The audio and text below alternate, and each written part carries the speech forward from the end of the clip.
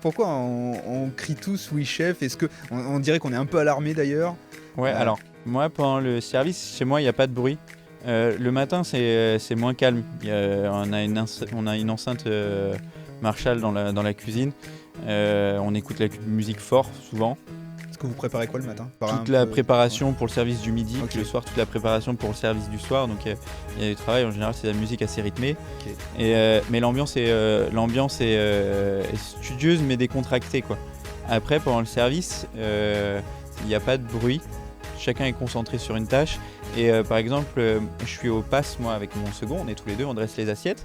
Et on a la brigade en fait dans notre dos, on les voit pas tout le temps. Donc quand on transmet une directive, c'est important que la personne concernée elle me réponde. Comme ça, je sais qu'elle a compris, je sais qu'il commence à faire le. Faut que tu sois sûr taf, que ça avance parce que Ouais. si il n'y a pas de réponse et que ça avance pas, tu prends du retard sur tout le reste. Exactement.